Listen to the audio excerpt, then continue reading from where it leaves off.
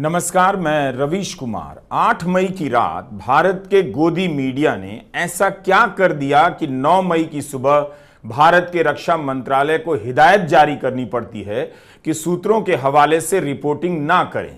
यही हिदायत 26 अप्रैल को सूचना मंत्रालय जारी कर चुका है। लेकिन जिस तरह से 8 मई की शाम गोदी मीडिया ने अनाप शनाप कवरेज किया, 14 दिनों के भीतर अब रक्षा मंत्रालय को वही हिदायत जारी करनी पड़ रही है कि सेना की ब्रीफिंग में जो बताया जा रहा है उसी का इंतजार कीजिए और सूत्रों के आधार पर जानकारी साझा न करें। रक्षा मंत्रालय ने अपने ट्वीट में लिखा है कि सारे मीडिया चैनल और डिजिटल प्लेटफॉर्म या कोई भी व्यक्ति रक्षा मामलों से जुड़े ऑपरेशन का लाइव कवरेज ना करें, सेना की गतिविधियों को ना दिखाएं, इससे सेना को नुकसान हो सकता है। आतंक विरोधी कार्रवाई के मामले में कवरेज करते हुए जिम्मेदारी निभाने की उम्मीद की जाती है। 8 मई की रात जिस तरह से गोदी मीडिया ने झूठी खबरों का प्रसारण किया है, जनता के बीच अफरा तफरी मचाने वाली खबरों का प्रसारण किया है, उसे लेकर हर जगह बात हो रही है कि क्या यही हमारा मीडिया है। जिस तरह से जम्मू पर हमले और कराची पर कब्जा हो गया की खबरों को पेश किया गया, उससे हर तरफ भ्रम फैल गया। एक तरफ भारत पाकिस्तान के प्रोपेगेंडा का जवाब देने में लगा है, लेकिन दूसरी तरफ गोदी मीडिया की झूठी खबरों ने उसकी परेशानी बढ़ा दी है। तभी रक्षा मंत्रालय को याद दिलाना पड़ा कि सूत्रों के हवाले से रिपोर्ट ना करें, जो प्रेस कॉन्फ्रेंस में बताया जा रहा है उसका इंतजार करें। इधर देश में यह सब हो रहा है और उधर भारत ने पाकिस्तान के प्रोपेगेंडा का दुनिया भर में जवाब देना शुरू कर दिया है। भारत के राजदूत विदेशी चैनलों पर जाने लगे हैं और सभी सवालों के जवाब शालीनता और धीरज के साथ दे रहे हैं।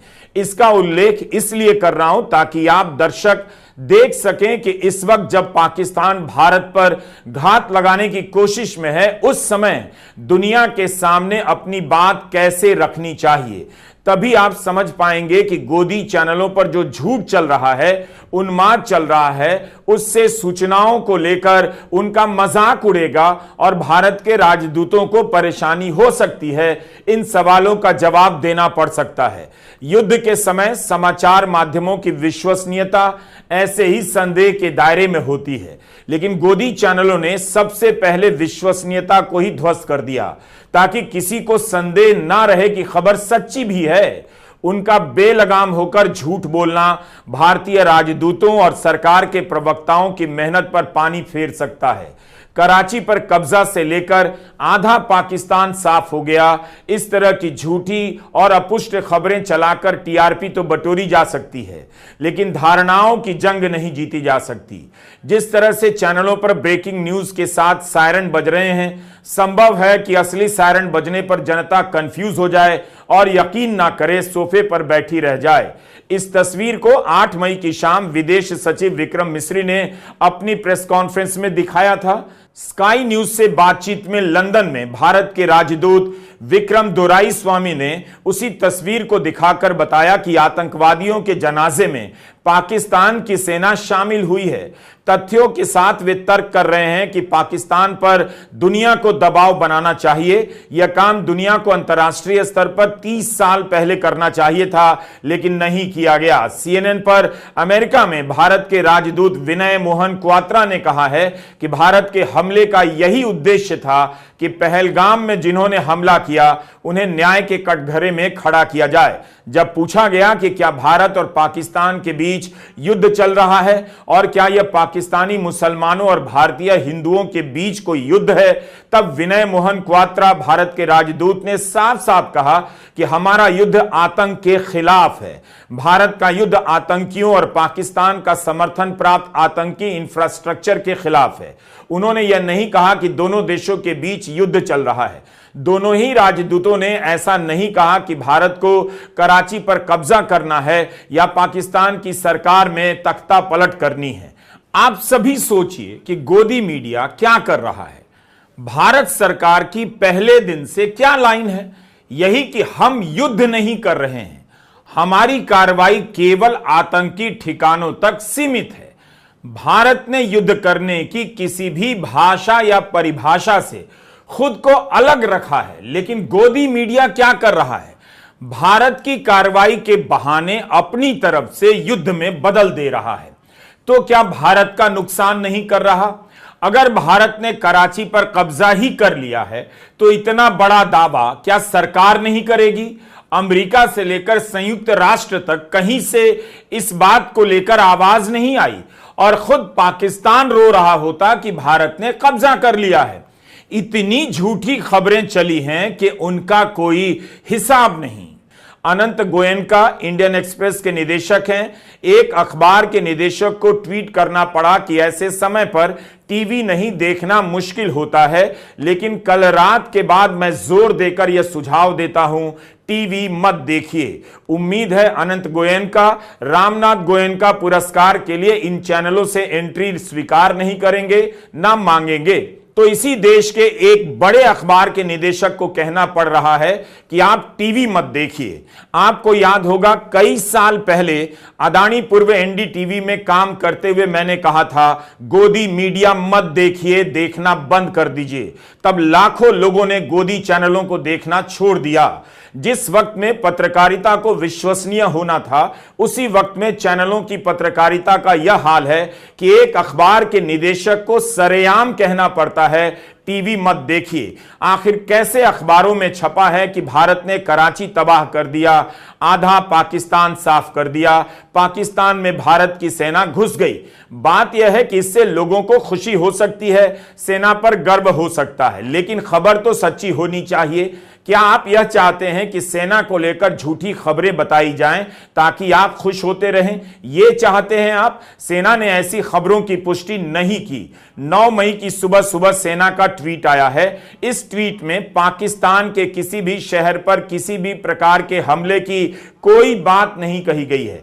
आप पढ़िए सेना ने क्या कहा है। सुबह 7:58 पर सेना ने लिखा, 8 और 9 मई की रात पाकिस्तान की ओर से पूरी पश्चिमी सीमा पर जगह जगह ड्रोन और अन्य उपकरणों से हमला हुआ। एलओसी पर कई जगह पाकिस्तान ने सीज फायर का उल्लंघन किया। ड्रोन हमलों को कामयाबी से रोक दिया गया और उल्लंघनों का उचित जवाब दिया गया है। कितनी शालीन, संयमित और परिपक्व जवाब है भारत की सेना का। भारत की सेना की दुनिया में अपनी एक साख है, उसकी एक गरिमा है। सेना ने यही कहा कि पाकिस्तान हमला करने की कोशिश कर रहा है, उसके हमले को रोकने और जवाब देने की बात है। लेकिन गोदी चैनलों ने सेना को पाकिस्तान में घुसा दिया और शहरों को तबाह करवा दिया। इस झूठ से किसका भला हो रहा है?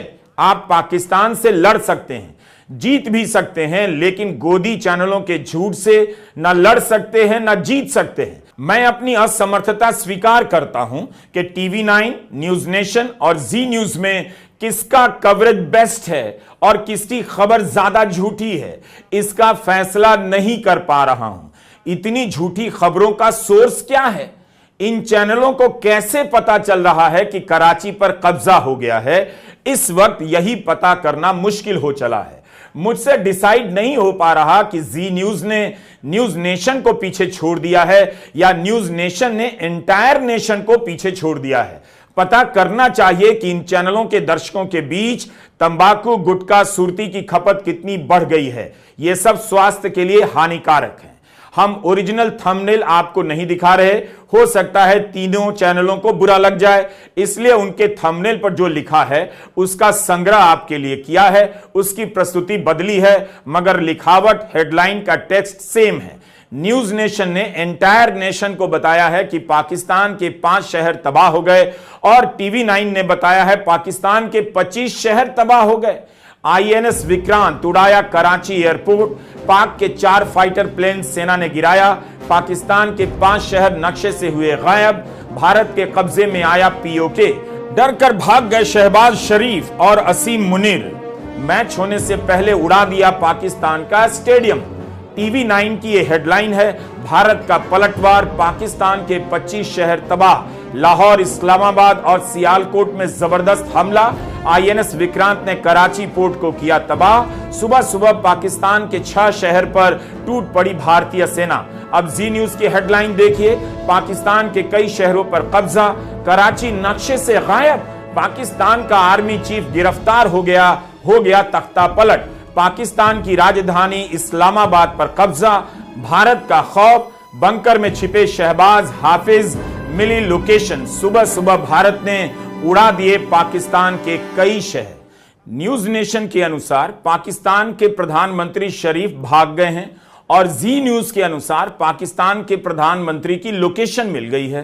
क्या आप तय कर सकते हैं कि किस चैनल को पुरस्कार दिया जाए, जिसने पाकिस्तान के प्रधानमंत्री के भागने की खबर बताई या जिसने उनके लोकेशन मिलने की खबर बताई? इन 3 चैनलों के थंबनेल से आपको क्या पता चला? यही कि भारत ने कम से कम पाकिस्तान के 5 और अधिकतम 31 शहरों को तबाह कर दिया है।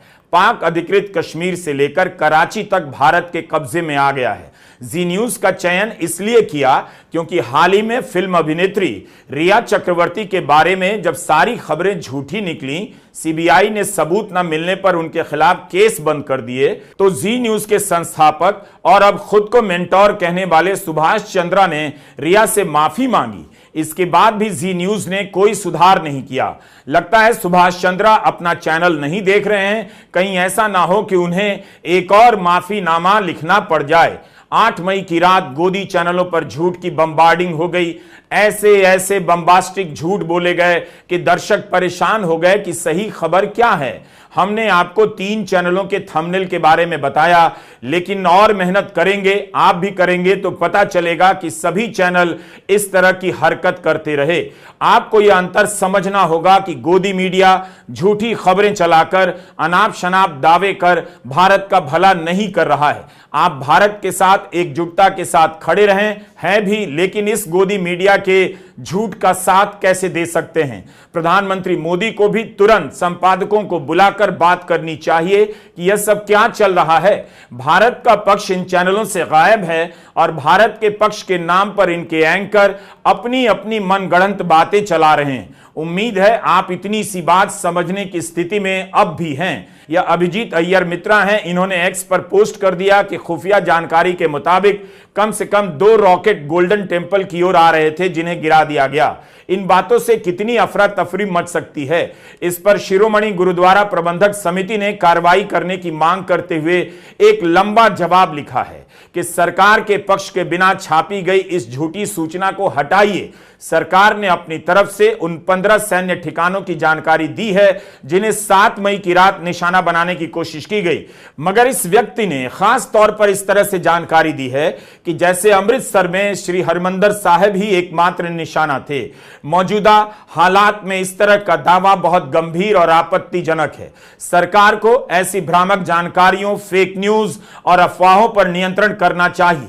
ऐसा प्रतीत होता है कि इस तरह की झूठी जानकारी फैलाकर जानबूझकर आम जनता में घबराहट और भय का माहौल पैदा किया जा रहा है। समिति ने मांग की है कि इस मामले में कानून के तहत कार्रवाई की जाए। अपनी तरफ से पीआईबी ने भी ऐसे भ्रामक वीडियो का खंडन किया है जिन्हें अमृतसर का बताया जा रहा था। बताया है कि यह तस्वीर 2024 में जंगलों में लगी आग की है। यही नहीं, इन सबको पता है कि झूठ से जनता में बेचैनी बढ़ रही है, तो अब यह झूठ को ही राष्ट्रीय महत्व की संपत्ति बताने में जुट गए हैं। आप यकीन नहीं करेंगे कि सरकार के समर्थक हैंडल से एक्स पर झूठी खबरें फैलाने वाले गोदी मीडिया की तारीफ की जा रही है। ऑल्ट न्यूज के प्रतीक सिन्हा ने ऐसे कुछ हैंडल का उदाहरण दिया है। जयपुर डायलॉग ने लिखा है कि सूचना की जंग में धारणाएं ही युद्ध का मैदान है, झूठी या सच्ची। अगर ऐसी खबर है जो पाकिस्तान को नुकसान पहुंचाती है तो उसे बढ़ा चढ़ाकर बताइए, वायरल कर दें, पाकिस्तान में घबराहट फैलने दें, भारत के नुकसान की सच्ची खबर को भी दबा दीजिए। ये पत्रकारिता नहीं, यह युद्ध है। लिखते हैं साइकोलॉजिकल वारफेयर मैटर्स। हर पोस्ट एक गोली है। अय्यर ने भी इस तरह का ट्वीट कर अब डिलीट कर दिया है। उसमें तो जनाब लिख रहे थे कि जो भी फेक न्यूज को पकड़ रहा है वो पाकिस्तानी है, इस तरह की दलीलें दे रहे थे। भूल गए कि पीआईबी जो सरकार की संस्था है वह भी फेक न्यूज को पकड़ने में लगी हुई है। युद्ध में प्रोपेगेंडा होता है, लेकिन इसकी क्वालिटी भी अच्छी होनी चाहिए। ऐसा झूठ नहीं बोला जाना चाहिए कि तुरंत और आसानी से पकड़ में आ जाए। आमतौर पर युद्ध के समय झूठ का प्रोपेगेंडा दुश्मन देश के नागरिकों के लिए चलाया जाता है, लेकिन गोदी चैनलों ने यह प्रयोग कर दिखा दिया कि अपने देश के नागरिकों को भी झूठी खबरों से गुमराह किया जा सकता है। इससे आप भारत की सरकार का काम आसान नहीं बल्कि बहुत ज्यादा मुश्किल कर रहे हैं। चैनल ही नहीं, उनके साथ साथ अखबारों की भी बुरी हालत है। आप सूचना प्रसारण मंत्री हैं अश्विनी वैष्णव, इस वक्त क्यों नहीं देख रहे कि गोदी चैनलों पर झूठी खबरें चल रही हैं। उनके झूठे दावों से सीमावर्ती जिलों के कलेक्टर को परेशानी हो सकती है। हमले को लेकर तरह तरह के फर्जी दावों से लोगों में बेचैनियां बढ़ रही हैं। आखिर सीमावर्ती जिलों के लोगों को सही सूचनाएं कहां से मिलेंगी। राजस्थान के बाड़मेर जिले के कलेक्टर को ट्वीट करना पड़ा कि एक निजी न्यूज चैनल द्वारा बाड़मेर में मिसाइल अटैक की खबर प्रसारित की जा रही है। इस तरह की कोई घटना घटित नहीं हुई। जिला प्रशासन इसका खंडन करता है। ऐसा करने वाला निजी चैनल कौन था, उसके खिलाफ कार्रवाई क्यों नहीं की जाती, उसका नाम क्यों नहीं लिया जाता। युद्ध सरकार लड़ती है, सेना लड़ती है। मीडिया का काम माहौल बनाना नहीं होता बल्कि सही खबरों से माहौल को जिम्मेदार और थामना होता है, ताकि सरकार बिना किसी दबाव के देश के हित में फैसला लेती रहे। सवाल है कि इस वक्त पीआईबी फैक्ट चेक कर रहा है तो वह इन गोदी चैनलों की खबरों की फैक्ट चेक क्यों नहीं कर रहा तो उनका नाम क्यों नहीं ले रहा। इन चैनलों पर सेना के उपकरणों की तस्वीरें दिखाई गई हैं, ऑपरेशन डिटेल की बात हो रही है, तब भी इनके खिलाफ एक्शन नहीं होता। आखिर पीआईबी गोदी चैनलों को खुली छूट क्यों दे रहा, क्यों नहीं उनकी खबरों की फैक्ट चेकिंग के वक्त नाम ले रहा है। 8 मई की शाम पीआईबी ने एक्स पर पोस्ट किया कि कई न्यूज चैनलों से यह सूचना दी गई कि राजौरी, जम्मू और कश्मीर में सेना की टुकड़ी पर फिदायीन हमला हुआ है। इसका खंडन करते हुए पीआईबी ने ट्वीट किया कि किसी भी कैंट में ऐसा कोई हमला नहीं हुआ। तब फिर उन चैनलों का नाम क्यों नहीं लिया जाता है जिन्होंने ऐसी खबर प्रसारित की, और इनके खिलाफ कार्रवाई क्यों नहीं की जाती। इसी 7 फरवरी की एक खबर है। इंडियन यूनियन मुस्लिम लीग के राज्यसभा सांसद अब्दुल वहाब ने संसद में सवाल किया, फेक न्यूज के खिलाफ सरकार ने क्या कदम उठाए हैं। क्या किसी टीवी चैनल के खिलाफ फेक न्यूज और भ्रामक जानकारी फैलाने के लिए एक्शन लिया गया। इस पर सूचना एवं प्रसारण राज्य मंत्री डॉक्टर एल मुरुगन ने जवाब दिया है कि 2022 से 25 के बीच 4 वर्षों में सरकार ने 94 मामलों में कार्रवाई की है। प्रोग्राम कोड और एडवर्टाइजिंग कोड का उल्लंघन करने वाले टीवी चैनल्स को सुझाव और चेतावनी दी गई है। माफीनामे भी जारी किए गए हैं और कुछ मामलों में ऑफ एयर करने के आदेश भी दिए गए हैं। हालत यह हो गई है कि एक ही वीडियो पाकिस्तान में वायरल हो रहा है कि भारत को टारगेट किया गया, और वही वीडियो भारत में वायरल हो रहा है कि पाकिस्तान को टारगेट किया गया। ऑल्ट न्यूज के फैक्ट चेकर मोहम्मद जुबैर ने इस तरह के वीडियो निकालकर बताए हैं। आप पीआईबी के हैंडल पर जाकर देखिए और जुबैर के एक्स हैंडल पर देखिए। पीआईबी से ज्यादा अकेले जुबैर ने पाकिस्तान के प्रोपेगेंडा का भांडा फोड़ किया है। इस समय पाकिस्तान की तरफ से जो भी प्रोपेगेंडा चल रहा है उसका जवाब दिया जाना चाहिए, ना कि भारत को लेकर ऐसे ऐसे दावे किए जाएं जिन्हें खुद भारत सरकार स्वीकार करने से पीछे हट जाए। अनंत गोयनका ने उन खबरों की एक पूरी सूची दी है ट्विटर पर जिन्हें उनके पत्रकारों ने पुष्टि की है। हमने इस सूची में जाकर देखा कि किन किन खबरों की पुष्टि की गई है, तो कराची को तबाह करने, पाकिस्तान के 31 शहरों को साफ कर देने जैसी खबरों का जिक्र नहीं मिला। जाहिर है अखबार ने इनकी पुष्टि नहीं की होगी। यह 9 मई के इंडियन एक्सप्रेस का पहला पन्ना देखिए और इसी के साथ आप द हिंदू का भी पहला पन्ना देखिए। जम्मू में ब्लैकआउट की तस्वीर छपी है और खबरों को बेहद शांत और संयमित तरीके से पेश किया गया है। हिंदू में भी सामान्य सी हेडलाइन है। ऐसा इसलिए भी किया गया होगा कि उन्माद ना फैले, अफरा तफरी ना मचे, इस वक्त जनता में घबराहट ना रहे और आश्वस्त रहे जनता। अंग्रेजी के 2 अखबारों में बढ़ा चढ़ाकर दावे नजर नहीं आते, लेकिन इसी के साथ आप हिंदी के अखबार जागरण, भास्कर और उजाला देखिए। जागरण लिखता है पाकिस्तान के 9 शहरों पर जबरदस्त हमला, इस्लामाबाद से लेकर कराची तक। भास्कर लिखता है लाहौर से कराची तक दहलाया। उजाला लिखता है कि पाकिस्तान के 4 लड़ाकू विमान गिराए गए और 30 ड्रोन मिसाइलें मार गिराई गईं। आपको अंग्रेजी और हिंदी के अखबारों में इस अंतर से काफी कुछ पता चलेगा। हम नहीं कह रहे कि अंग्रेजी की पत्रकारिता श्रेष्ठ होती है, लेकिन हम यह भी बताना चाहते हैं कि हिंदी की पत्रकारिता कहीं से प्रेरणा स्रोत नहीं है। भारत की जनता परेशान है कि किस खबर पर विश्वास करे। एंकर जो कह रहा है वो खुद से कह रहा है या उसका कोई आधार भी है।